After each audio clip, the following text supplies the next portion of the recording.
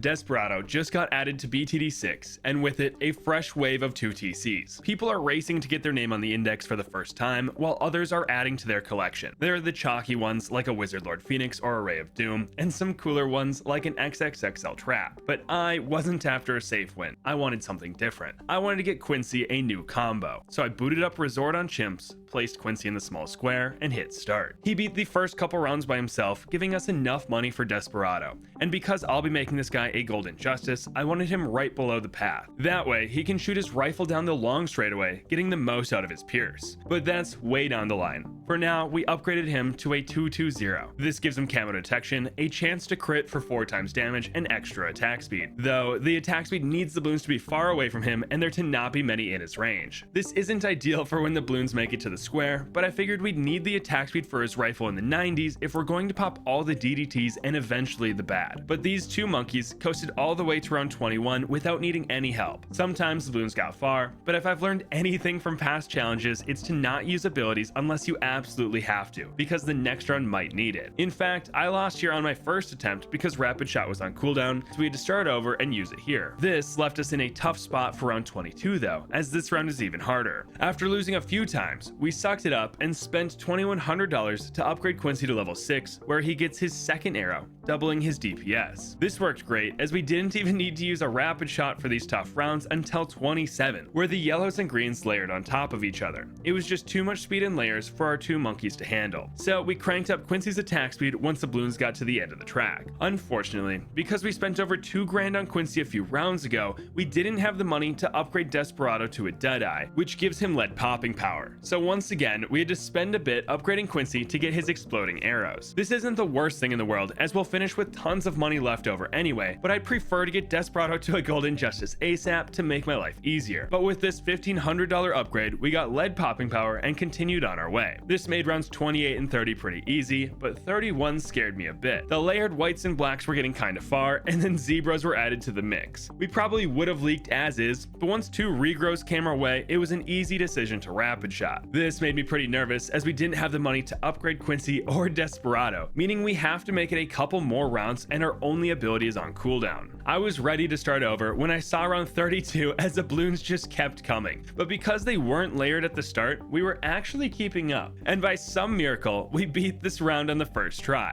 And because both our towers have camo detection, round 33 was absolutely free, putting us about $100 off the Deadeye upgrade. I probably could have used Rapid Shot to make it to the upgrade easily, but we just let the Bloons get a little further and it all worked out. We bought the upgrade in the middle of round 34, and once we switched his targeting to strong, the round got easy. He started one-shotting the zebras with his rifle, only leaving the yellows for Quincy and his pistol, which they could easily keep up with. Desperado's handgun now deals 6 damage instead of 1, and his rifle deals 12 damage. Plus, it produces shrapnel around the Bloon he hits, letting it damage more Bloons per shot. Over the next several rounds, this combo did wonders. The Bloons rarely made it around the small square, and when they did, it was because they were either rainbows or ceramics. But that brings us to round 40, where we faced the first Moab of the run. It took the first loop to break open the outer layer, and the next two to pop all the insides. But we managed to beat the round without even using an ability. What's funny is that I was saving up for 10 grand, because that's how much I thought the next upgrade would be, but when I checked on round 42, we had more than enough to make our Desperado a bounty hunter. Apparently, it only costs $8,640. This does several things for us. The first is upgrading Desperado's rifle to deal 24 damage and 24 more to fortified Bloons. The second is making his pistol deal 12 damage and 12 more to ceramics. And the third are his two abilities, Take Aim and Mark to Pop. Take Aim grants plus 50% range and reduced projectile spread, while Mark to Pop makes Desperado stop attacking and start marking Bloons. When he's finished marking, he rapidly attacks them, dealing 60 damage apiece or 240 on a crit. This made the rest of the 40s much easier, as we didn't have to do anything until round 49. This was our first time getting overwhelmed in a while, but it let us test out our new abilities. We started the round by casting Take Aim on Quincy. Probably not needed, but I wanted to see what he'd do with that extra range. He could now see the second ring pretty easily, but he couldn't always shoot the balloons out there as those on the inner square could get in the way. Then, once all the ceramics were on screen, we used Mark to pop. This took them all out pretty easily, letting us use Rapid Shot on the zebras right after. And we finished the round by take aiming our bounty hunter so he could pop the Regrows before they grew out of control. Just like that, we're in the 50s, halfway to the bad. This is when Moabs start coming again, and most of the time they're accompanied by stronger balloons like rainbows or ceramics, instead of large layered rushes. And luckily for us, the bounty hunter does much better against these types of rounds as he can one-shot ceramics with his rifle and break open Moabs pretty quickly, especially if he crits. Now, we haven't talked about his crit much, but it's about to get important. You see, his tier 2 upgrade Bullseye gives him a chance to crit for 4 times damage. This is only a 2.5% chance, but he gets an extra 0.25% for every 1 unit away the balloon is from him. This isn't much, but our bounty hunter's rifle has 80 range, making this a 22.5% chance to crit. And if we use take aim, this can get up to a 32.5% chance. Now, this is assuming a max range shot, which won't happen too often, but it's pretty obvious we want him to be very far from the balloons. Also in the 50s, Quincy hit level 10, where he learns Storm of Arrows, which destroys large rushes of balloons with its infinite pierce. We had 2 surprise leaks though. The first was around 57, as the balloons just got too far while the bounty hunter was shooting the Moabs. But we got around this with a Mark to pop, as it popped all of the ceramics and some of the rainbows. And the second leak was on round 60. We actually got quite a few crits on the BFB,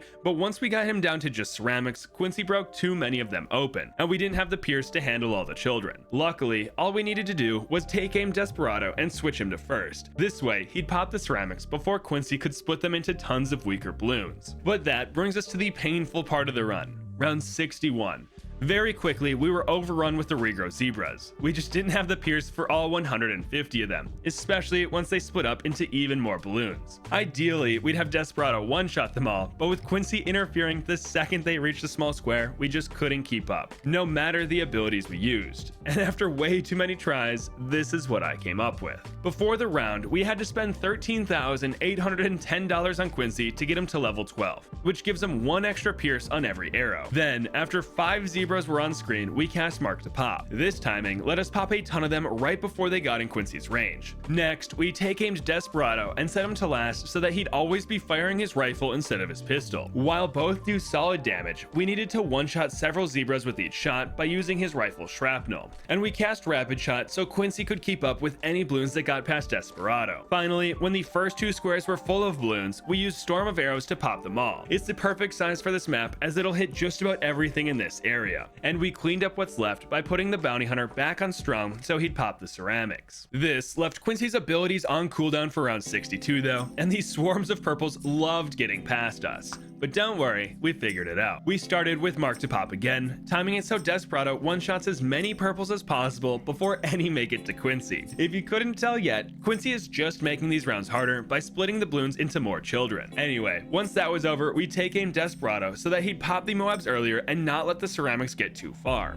At this time, we spammed Rapid Shot to use it the moment it came off cooldown, which was just in time to prevent a ton of balloons from getting to the last loop, and we moved into the final section of round 62. Here, we take aim Desperado and set Quincy to close targeting. This way, he can cast Storm of Arrows on the first 2 squares, even though there are plenty of balloons making it to the end of the track, and we put him back on first once the arrows started falling. By some miracle, not only did we beat the round, but we left just 1 red balloon alive on the opposite side of the map, letting us get a head start on our cooldowns for the dreaded round 63. And holy cow, were we not ready for this round, even with that insane luck. We got destroyed over and over again.